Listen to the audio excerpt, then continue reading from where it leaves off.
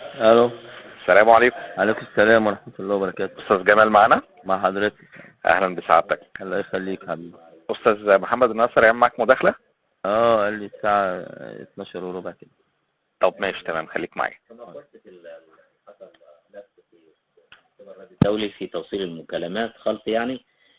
عطلنا عن التواصل مع الأستاذ جمال الشاعر، الشاعر السكندري، واللي بيمر بوعكة صحية نرجو إن شاء الله تمثل للشفاء عن طريق اهتمام الدولة بعلاج. مرحبا بك أستاذ جمال. أهلا بحضرتك أستاذ محمد. عفوا في التأخير، نحن نعرف أن الوقت متأخر يعني، وأنت حضرتك تحتاج في الراحة، لكن هناك يعني غصب عننا الرد الدولي خلط في المكالمات. الحمد لله على كل حال. لعلك بخير إن شاء الله. إن شاء الله خير إن شاء الله. أستاذ جمال، أنت تمر بحالة صحية خاصة بالقلب يعني. في طبعا عندي حالة توصيل شرايين بالقلب. طب المشكلة يعني حضرتك، هل هناك حجم كبير جدا من المصروفات يعني اضطرك انك انت توجه رسالة رئيس الجمهورية؟ وطبعا اللي متابع معايا طبعا أخي وحبيبي الأستاذ إبراهيم خليل. هو اللي نشر على صفحته. طبعا خليل مشكور يعني. طبعا ده عشرة عمري 20 سنة وأكتر. متابع الحالة، وطبعا في إهمال جامد جدا عندنا في اسكندرية، والحالات هنا تعبانة جدا بصرف النظر عن جمال الشاعر، لكن في حالات تعبانة جدا.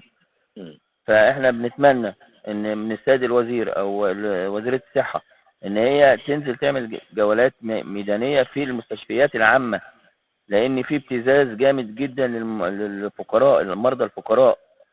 العلاج على نفقة الدولة يعني ما اعتبرش على نفقة الدولة، ما اعتبرش مجانا، بتطلب مبالغ رهيبة بالنسبة اللي هم. يعني انت تعالج في اي مستشفى سوري؟ انا حاليا في مستشفى الميري بنتظر الجراحة. وخدت دور، بس الدور بعيد يعني يعني ما انا يديني دور 1071. طب انا امتى هعملها؟ يعني 1071 دوت قدامي قد ايه؟ طب هل الحالات الاخرى ال1000 اللي بقيه ال1070 دول يعني برضو في نفس مستوى حالتك الصحيه الحرجه، ولا هناك في اخطر تقصير في مني، التاخير؟ في اخطر مني. في حالات اخطر مني. اخطر يعني؟ اخطر مني وواخدين ادوار بعيده جدا. لكن فيها حالات يعني قد يعني حصلت على دور وهي اصلا ما تحتاجش لهذا الدور المتقدم يعني. ما هي الادوار حضرتك، الادوار بتتاخد لكن ما بيتمش عمل جراحات. امال لا ايه؟ لا لا, لا بيأدوا بس يخرجوا ان كان في جلطه او في ذبحه صدريه او حاجه بيتعالج منها، ومجرد ان هو بيتعالج منها بيعملوا له خروج. علاج ادويه يعني. لكن ما شفتش جراحات اتعملت. انا بقى لي دلوقتي اكتر من 15 يوم انا ما شفتش جراحه اتعملت. طيب انت دلوقتي كان الاستاذ ابراهيم كتب على الصفحه مناشد يعني وزير الصحه او رئيس الجمهوريه بان هناك، لانك انت يعني العلاج مكلف جدا بالنسبه لك، عمليه يعني تحتاج الى مبالغ ضخمه، وانت تطالب العلاج على نفقه الدوله، صحيح متى؟ وانا عملت فعلا عملت الاوراق بتاع علاج على نفقه الدوله. وسافرت، انا عندي المدام مريضه السرطان وسافرت مصر علشان تخلص الاوراق، وفعلا خلصت الاوراق فعلا مرتين، تسافر القاهره عشان تعمل الاوراق على نفقه الدوله، وخلصت الاوراق فعلا، والاوراق محطوطه في المستشفى، والدور 1071. طب ايه الحل يعني في نظرك؟ يعني برضو ما احنا هناك برضو عمليات، يعني في ناس زي حضرتك منتظره وهناك كثافه كبيره في الانتظار، يعني ايه اللي حضرتك تقترح ازاي؟ ما حضرتك احنا عندنا هنا مستشفى شرق المدينه. اولا الادوار ما فيش ادوار، يعني بالتالي العمليات اللي بتخش بتتعمل فوري وبتتعمل على نفقه الدوله من غير ولا مليم، يعني ما بتتكلفش ولا مليم. وبيطلع ياخد العلاج بتاعه مدى الحياه اللي هو هيكمل بيه حياته على من المستشفى برضه مجانا. نعم. ودي مستشفى عامه ودي مستشفى عامه. طب ليه الميري كده وهي قلعه من قلاع المستشفيات في مصر؟ طب ما تغير المستشفى حضرتك ولا مش ممكن؟ ارجع اعمل تاني علاج على نفقه الدوله باسم المستشفى الجديده واخد وقت تاني، واخد وقت تاني. يعني مش ممكن يحول حالتك دي على طول كده لمستشفى تاني يعني؟ ما لازم احول مستشفى تاني، يبقى لازم اخد اوراق جديده من المستشفى الجديده. انت لك علاج، انت عضو اتحاد كتاب مصر يا استاذ جمال؟ نعم. يعني عضو الاتحاد؟ نعم. عضويه الاتحاد بتؤهلك انك انت تحصل على دعم ما يعني مالي، وفي نفس الوقت دعم صحي من قبل الاتحاد، هل حصلت عليه؟ انا ما فيش فلوس اصلا، انا ما بتكلمش على الفلوس حضرتك، انا بتكلم ان العمليه مش مستحمله تاخير.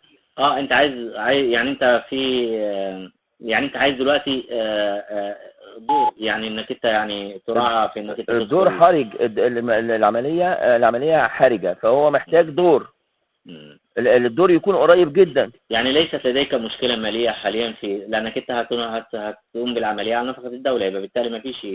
ما هي على نفقة الدولة وفي مصاريف، هي ما تعتبرش على نفقة الدولة لأن المصاريف برضو مكلفة، المستشفى طالبة مبالغ برضو.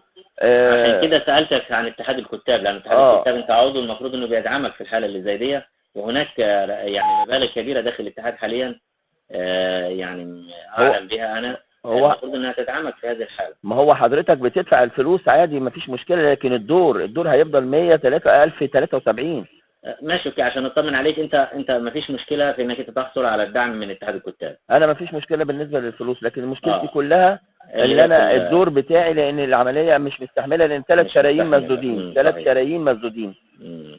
طيب احنا عرضنا يعني ان شاء الله ان يعني بندعو لحضرتك انك انت فعلا يعني تقوم بالعملية، واحنا يعني نرجو ان احنا نكون قدمنا شيء يعني بوصفنا يعني برنامج ثقافي وبيهتم بالمثقفين الكبار زي حضرتك يعني. الله يخليك يا رب، الله يخليك يا فندم. يديك الصحة كده، وان شاء الله المكالمة اللي جاية نهنئك على العملية يعني. يا رب يا رب، بس احنا ان شاء الله. نرجو بس الاهتمام من السيدة الوزيرة، ان هي تتابع او تنزل، يعني تنزل تشوف اللي شوف بيحصل ايه، العمل الكم تنزل المتكدس تشوف، من العمليات المنتظرة تحت قائمة تشوف الانتظار يعني. ناس يعني لا حول ولا قوة.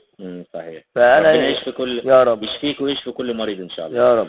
شكرا لك استاذ جمال الشاعر، الشاعر السكندري، وبنتمنى له فعلا يعني انه يجري العمليه ويعود الى صحته ان شاء الله. شاكرين جدا استاذ مع السلامه محمد، يا شكرين جدا. عرب فيسبوك.